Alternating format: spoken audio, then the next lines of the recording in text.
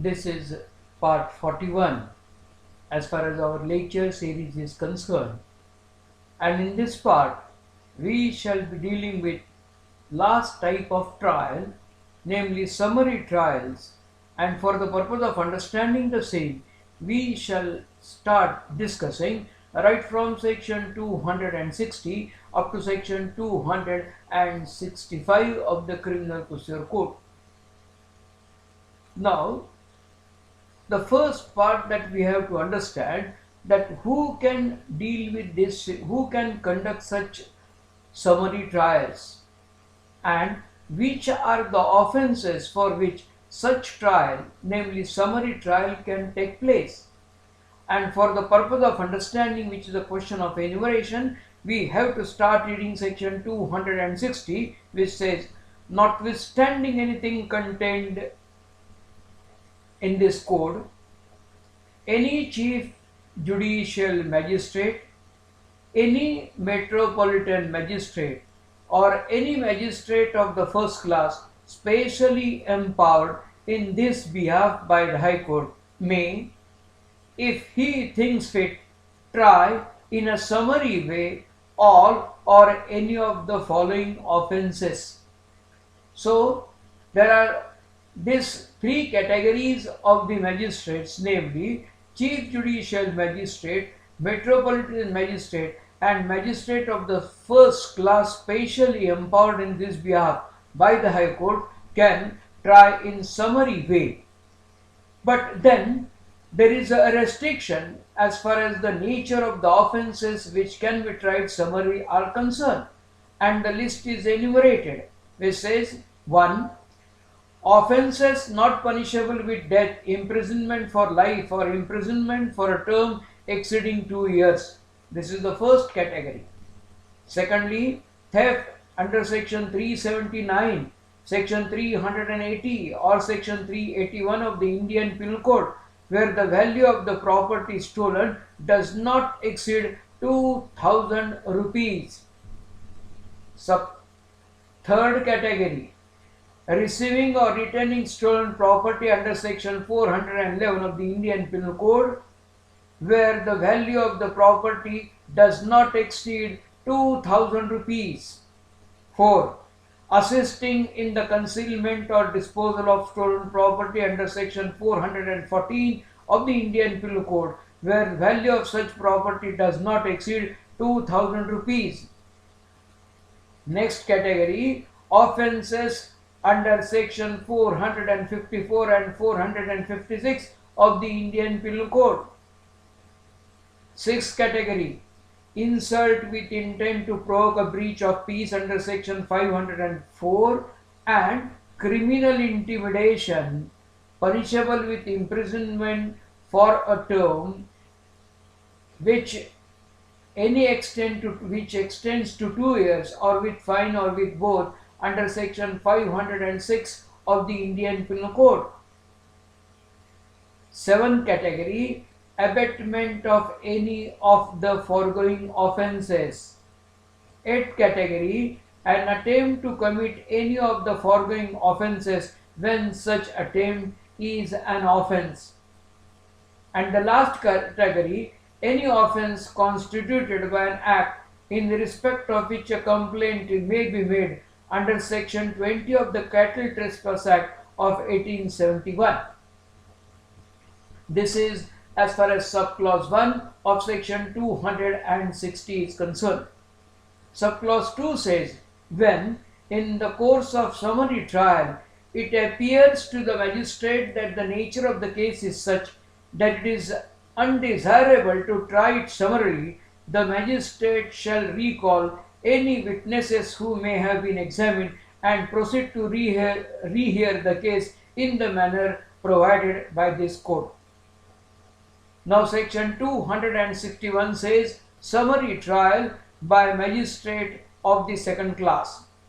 and it says, the High Court may confer on any magistrate invested with the power of magistrate of the second class power to try summarily any offence which is punishable only with fine, or with imprisonment for a term not exceeding 6 months, or with or without fine, and any abatement or attempt to commit any such offence. Now, what is the procedure that is required to be followed as far as summary trial is concerned is laid down as far as section 262 is concerned. It says, in trials under this chapter, the procedure specified in this code for the trial of summons case shall be followed except as hereinafter mentioned. And then this is the time for us to understand that in order, as far as the summary trial is concerned, the court will follow the procedure as laid down right from section 251 up to section 259, with which we are dealt as far as trial of summons cases by magistrate is concerned, with the only exception,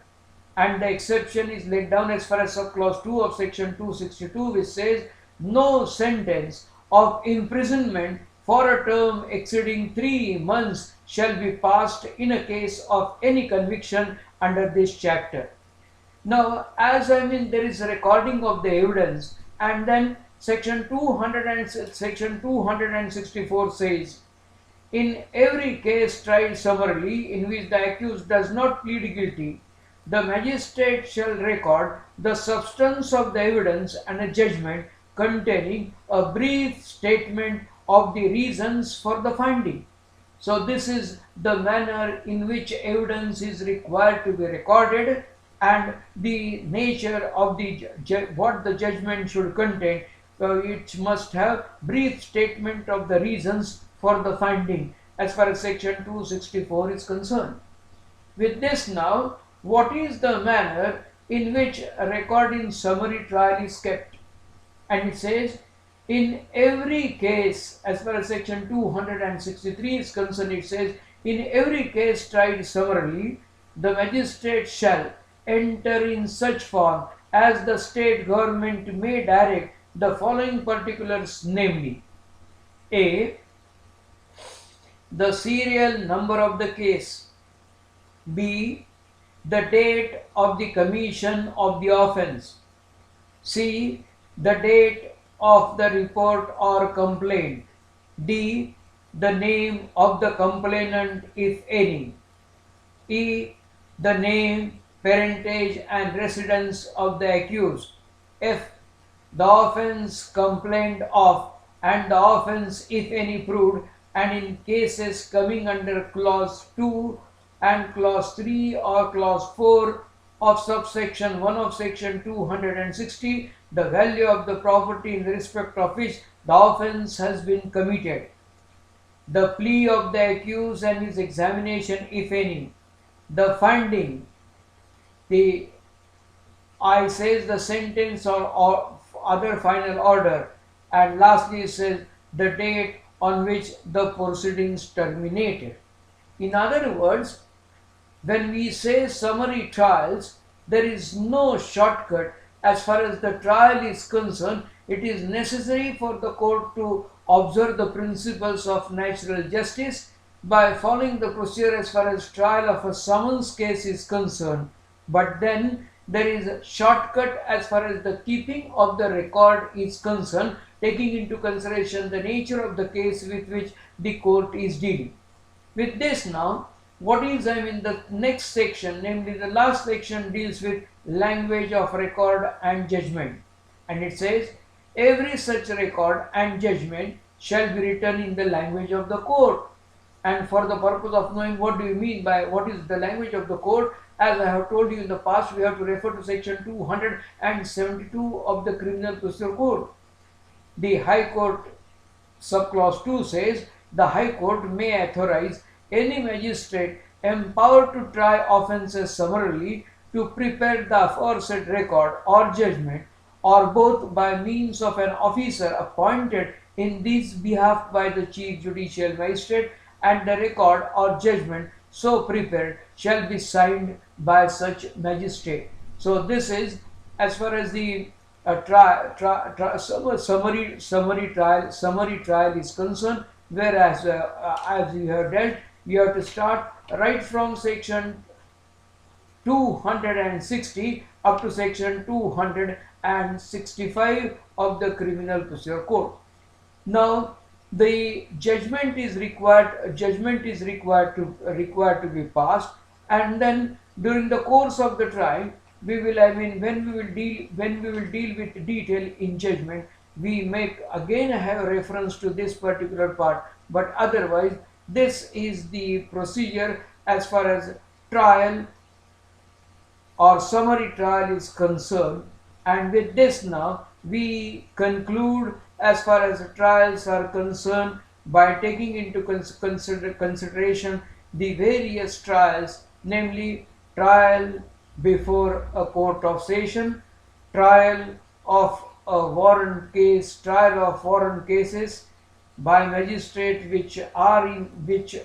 may be instituted on police report or which may be instituted otherwise than on police report, trial of summons cases by magistrate, and summary trial, with other provisions or other sections with which we had passing reference at the time of dealing with these trials. With this now we start in next part with next chapter of the Criminal Procedure Code in due course of time.